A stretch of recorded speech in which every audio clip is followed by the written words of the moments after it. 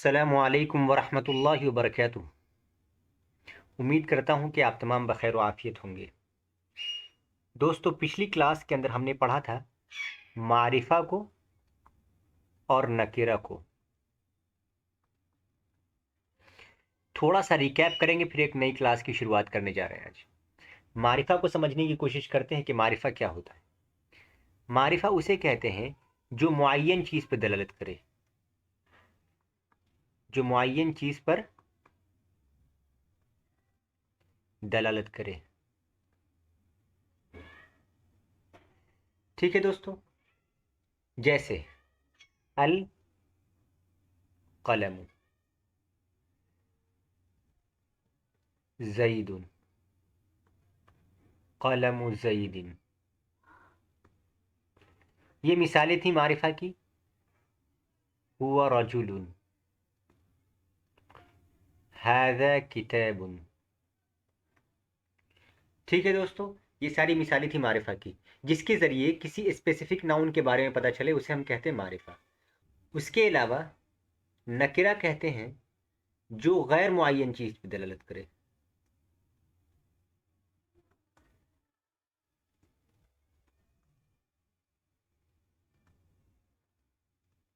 जैसे कलमुन, कलमुन का मतलब कोई पेन, एनी पेन।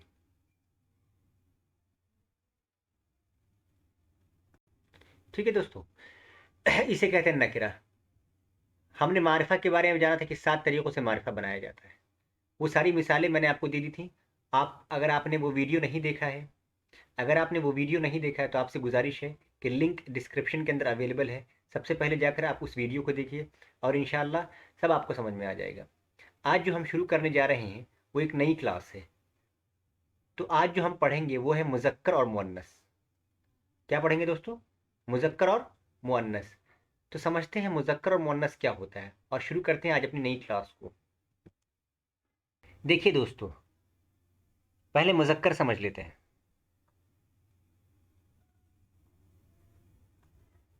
मुज़क्कर वो है जिसमें तानीस की अलामत, ये टर्म याद रखिएगा, तानीस की अलामत ना पाई जाए उसे मुज़क्कर कहते हैं। ठीक है। मुअन्नस किसे कहते हैं? जिसमें तानीस की अलामत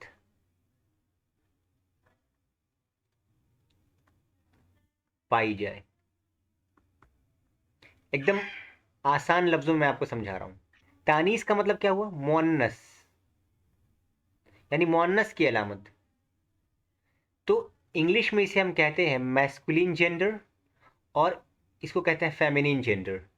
ये बहुत कॉमन क्लास है जो हर ज़बान में पढ़ाई जाती है दोस्तों। तो इंशाल्लाह बहुत आसान रहेगी और हम इस क्लास को बहुत आसान तरीके से समझाने की कोशिश करेंगे।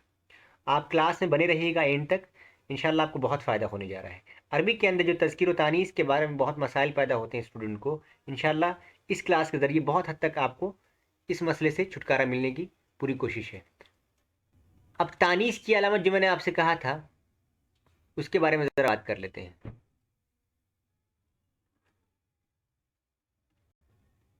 तानीस की अलामत, तानीस की अलामत क्या है? यानी मुअन्नस होने की क्या अलामत है? अलामत मतलब निशान।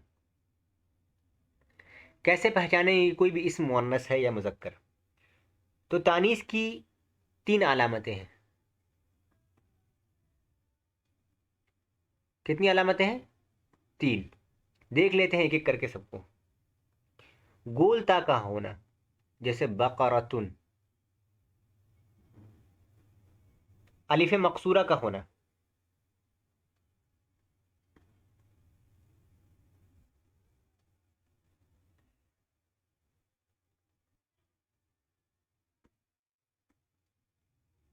जैसे बुशरा।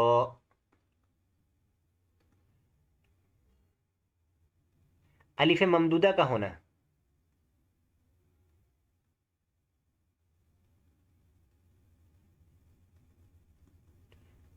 जैसे सफराउ। ठीक है दोस्तों, इसे हम कहते हैं मुअन्नस की अलामत। यानी कि जहाँ पर आपको जैसे खड़ा ज़बर दिखे तो समझिए क्या है, ये अलिफ मकसूरा, और ये ममदूदा मतलब खींच कर। ठीक है, बात समझ में आ गई आपको? ये इसे कहते हैं अलिफ मकसूरा और अलिफ ममदूदा, ये तीन अलामात हैं। थोड़ा मैं आपको और समझा दूं कि अलिफ मकसूरा क्या होता है। इसम के आखिर में जिस अलिफ के बाद हमजा ना हो उसे हम कहते हैं, उसे हम अलिफ मकसूरा कहते हैं। देखिए, जिसके आखिर में हमजा ना हो, तो यहाँ पे हमजा थोड़ी है, या है, तो इसे हम क्या कहेंगे? अलिफ मकसूरा। और जिसमें क्या हो, हमजा हो, उसे हम कहते हैं अलिफ ममदूदा। जैसे हमराउ, सफराउ, ज़रक़ाउ। ठीक है, इसे हम कहते हैं अलिफ ममदूदा। तो बात समझ में आ गई आपको, अलिफ ममदूदा और मकसूरा क्या होता है? आगे चलते हैं, अब मुअन्नस की तकसीम के बारे में समझाएंगे आपको। मुअन्नस की तकसीम यानी कि मुअन्नस की किस्में। मुअन्नस की कितनी किस्में होती हैं? मुअन्नस की दो किस्में होती हैं आमतौर से। मुअन्नस की दो किस्में होती हैं।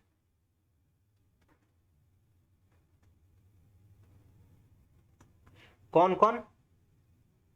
एक को हम कहते हैं मुअन्नस हकीकी,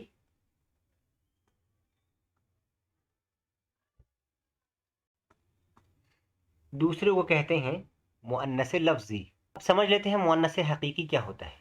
जिस मुअन्नस के मुकाबिल में नर जानदार हो उसे हम मुअन्नस हकीकी कहते हैं। जिस मुअन्नस के मुकाबिल में नर जानदार हो उसे हम मुअन्नस हकीकी कहते हैं। नर जानदार का मतलब ये कि वो जानदार हो और मुज़क्कर हो। जैसे इम्रअतुन, ये है औरत, इसका इसके मुकाबिल में कौन आता है? रजुलुन। तो रजुलुन क्या है? नर है प्लस जानदार है ना, यही कह रहे हैं। तो इसे हम कहेंगे मुअन्नस हकीकी। इसे हम क्या कहेंगे? मुअन्नस हकीकी। जिस मुअन्नस के मुकाबिल में नर जानदार ना हो उसे हम मुअन्नस लफ्ज़ी कहेंगे। यानी कि जिस मुअन्नस के मुकाबिल में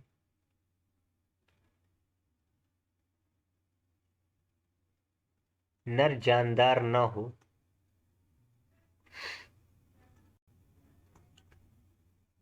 उसे हम मुअन्नस लफ्ज़ी कहेंगे। क्या कहेंगे? मुअन्नस लफ्ज़ी। उसे हम मुअन्नस लफ्ज़ी कहेंगे। जैसे वरक़तुन, आप अगर यहाँ मुशाहिदा करेंगे तो वरक़तुन में कोई ऐसा नहीं है कि इसका कोई मेल आता है और जानदार नहीं है ये। ठीक है, तो दोनों शर्त नहीं पाई गई, इसीलिए हम क्या कहेंगे? ये मुअन्नस लफ्ज़ी है, यानी सिर्फ लफ्ज़न मुअन्नस है। तो मुअन्नस हकीकी और मुअन्नस लफ्ज़ी उम्मीद करता हूँ कि आपको अच्छी तरीके से समझ में आ गई होगी।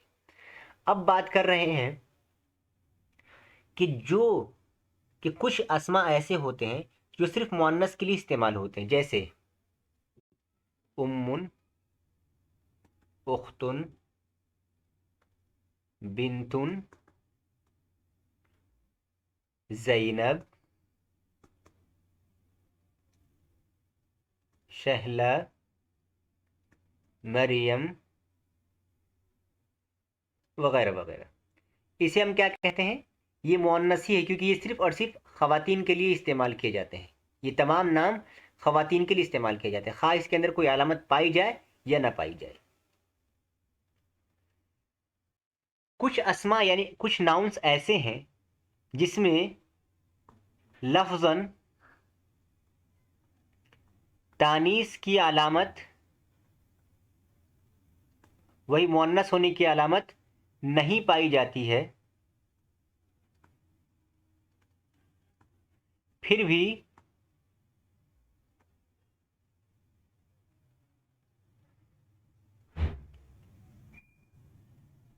वो मुअन्नस कहलाते हैं।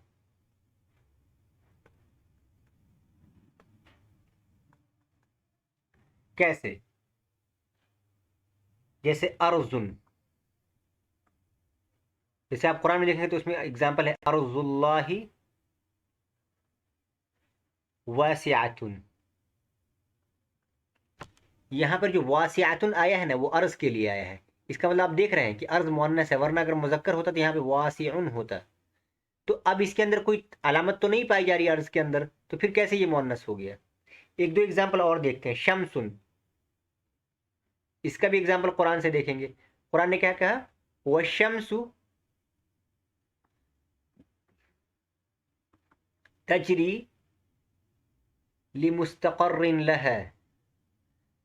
ये देख रहे हैं आप, तजरी, वरना अगर ये मुजक्कर होता तो यजरी इस्तेमाल करते।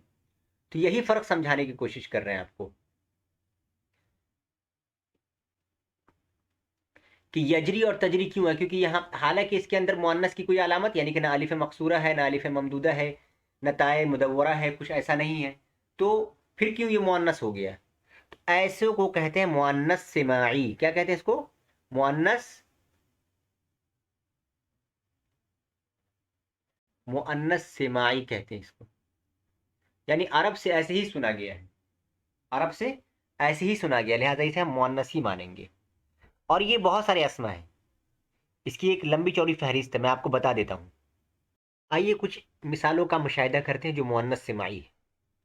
उसमें है अल-आइनु, यानी कि आँख,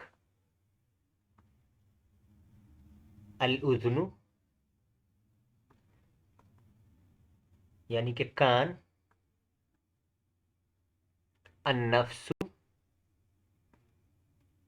यानी कि रूह, जान, अद्दारु, घर, अल-कफ्फु, हथेली, अद्दल्वु, डोल, अल-अर्ज़ु, जैसे कि मैंने एग्जाम्पल में बताया, ज़मीन, अल-बिरु, कुआं,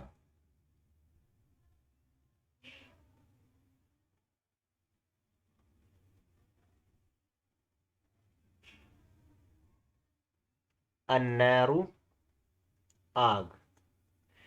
ये वो अस्मा हैं जिन्हें हम मुअन्नस सिमाई कहते हैं। इसे हम क्या कहते हैं? मुअन्नस सिमाई, यानी कि ये अरब से ऐसे ही सुने गए हैं।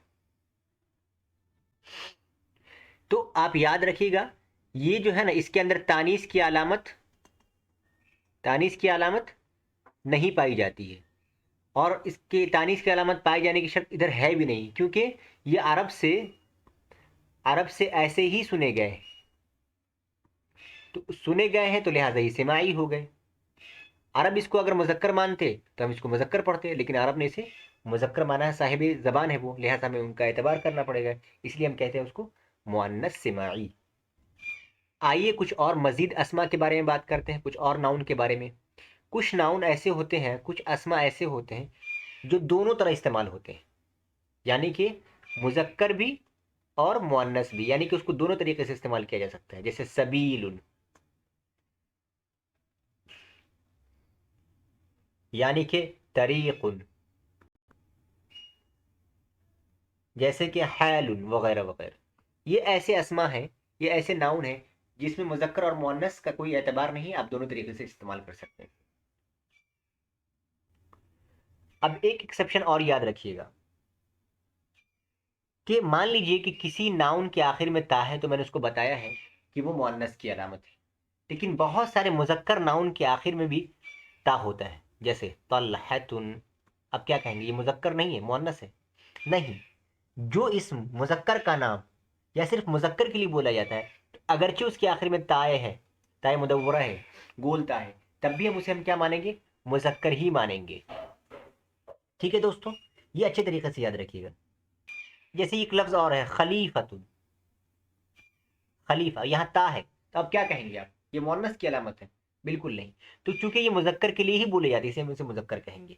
ٹھیک ہے، امید کرتا ہوں کہ آپ کو اچھی طریقے سے مذکر اور مؤنث سمجھ میں آ گیا ہو. ایک بار تھوڑا ریپیٹ کر لیتے ہیں کلاس کو. ہم نے پڑھا تھا مذکر اور مؤنث. تو مذکر کسے کہتے ہیں؟ جس میں تانیث کی علامت نہ پائی جاتی، جیسے غلام. ٹھیک ہے دوستوں، اسے ہم کہیں گے مذکر.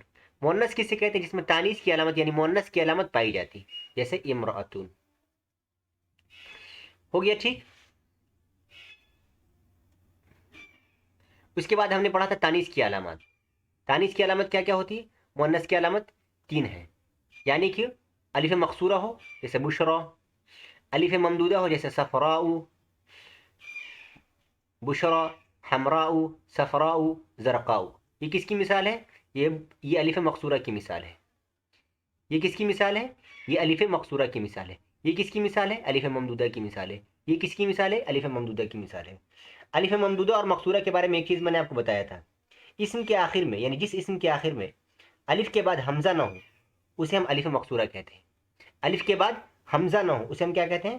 الف مقصورہ. یاد رکھیے گا. اور جس اسم میں الف کے بعد حمزہ ہو اسے ہم کہیں گے الف ممدودہ. جیسے کہ حمراء، الف کے بعد کیا ہے؟ حمزہ ہے، تو اسے ہم کہیں گے الف ممدودہ، یعنی کھینچ کر پڑھی جائے گی. پھر ہم نے جانا تھا کہ مؤنث کی تقسیم. مؤنث کی 2 قسمیں ہوتی ہیں، مؤنث حقیقی، مؤنث لفظی. مؤنث حقیقی کسے کہتے ہیں؟ جس کے مقابل میں نر جاندار موجود ہے. یہ بڑا امپورٹنٹ ٹرم ہے، یاد رکھیے گا. جیسے امراتن کے مقابلے میں رجلن، رجلن کے مقابلے میں امراتن، یہ ایک دوسرے کے مقابلے میں استعمال کیے جاتے ہیں، اسی لیے اسے ہم کہتے ہیں. اور اس شرط کیا ہے؟ کہ وہ نر جاندار ہو. نر جاندار ہو، تو یہ نر بھی ہے اور جاندار بھی ہے. جس مؤنث کے مقابلے میں نر جاندار نہ اسے ہم مؤنث لفظی کہتے ہیں. ورقۃ مطلب پتا ہوتا ہے، تو یہ جاندار تھوڑی ہے، غیر جاندار ہے، غیر ذوی العقول ہے، اسے ہم کہتے ہیں نان لیونگ تھنگ. لہٰذا یہ مؤنث لفظی ہی ہوگا.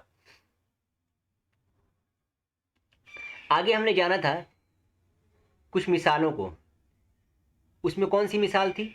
کہ مان لیجیے کچھ ایسے اسما ہیں وہ صرف اور صرف مؤنث کے لیے ہی بولے جاتے ہیں، جیسے امن، اختن، بنتن، زینب، شلا، مریم. یہ تمام وہ اسما ہیں جو صرف اور صرف عورت کے لیے ہی بولی جاتی ہے، لہٰذا یہ اسما مؤنث ہوں گے. ایک امپورٹنٹ چیز جو ہم نے پڑھا تاخیر کے اندر، جس اسما میں لفظاً تانیث کی علامت نہ پائی جاتی ہو پھر بھی وہ مؤنث کہلاتے ہیں. کچھ اسما ایسے ہوتے ہیں جس میں لفظاً تانیث کی علامت تو نہیں ہوتی ہے، یعنی کہ نہ تو اس کے ساتھ تائے مدورہ ہوتا ہے، نہ الف مقصورہ ہوتا ہے، نہ الف ممدودہ ہوتا ہے. ٹھیک ہے، جیسے صفراء. یہ تینوں علامت نہ ہونے کے باوجود وہ مؤنث ہوتی ہے. کیوں؟ اس کی وجہ میں نے آپ کو بتائی کہ وہ عرب سے ایسے ہی سنے گئے ہیں، کیونکہ اسے ہم کیا کہتے ہیں؟ مؤنث سماعی. اسے ہم کیا کہتے ہیں؟ مؤنث سماعی. اب اس کے کچھ اگزامپل میں نے آپ کو بتائے تھے. کون کون سے اگزامپل تھے اس کے ذرا دیکھ لیتے ہیں، آپ یاد کر لیجیے گا. یہ ہر صورت کے اندر مؤنثی استعمال کیے جائیں گے. العین یعنی آنکھ، الاذن یعنی کان، النفس یعنی روح، الدار یعنی گھر، الکف ہتھیلی، الدلو یعنی ڈول، الارض یعنی زمین، البئر یعنی کنواں، النار یعنی آگ. یہ سارے کے سارے کیا ہیں؟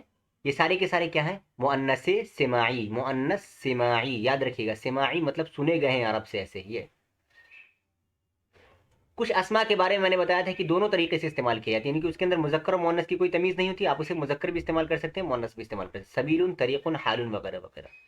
آخر میں نے آپ کو بتایا تھا کہ کچھ مذکر ایسے ہوتے ہیں اس کے نام کے آخر میں تا لگا ہوتا ہے، گولتا، لیکن پھر بھی وہ مؤنث نہیں مانے جاتے، کیونکہ یہ قاعدہ ہے کہ جو اس مذکر کا نام ہو یا صرف مذکر کے لیے بولا جاتا ہو، گرچہ اس کے آخر میں تا لگی ہوگی تبھی وہ مذکر ہی کہلائے گا. جیسے طلحۃ، خلیفہ. ٹھیک ہے، یاد رکھیے گا یہ سارے اسما کو. اور عربی میں مذکر اور مؤنث کیسے بنایا جاتا ہے ہم نے تفصیل سے پڑھا. میں نے آپ کو ایک ایک ایگزامپل دیا. امید کرتا ہوں کہ آپ کو بہت اچھی طریقے سے کلاس سمجھ میں آ گیا ہوگا. اگر آپ کو ہماری کوشش اچھی لگتی ہے اور آپ کو سمجھ میں آتی ہے ہماری کلاس، تو آپ سے گزارش ہے کہ ہمارا چینل ضرور سبسکرائب کریں، اور سبسکرائب کرے تو کریں اور ساتھ میں لوگوں تک ضرور شیئر کریں تاکہ زیادہ سے زیادہ لوگوں کا فائدہ ہو سکے. ہماری اس ویڈیو کو دیکھنے کے لیے آپ کا بہت شکریہ. اپنا خیال رکھیں. مع السلامتی، الی اللقاء.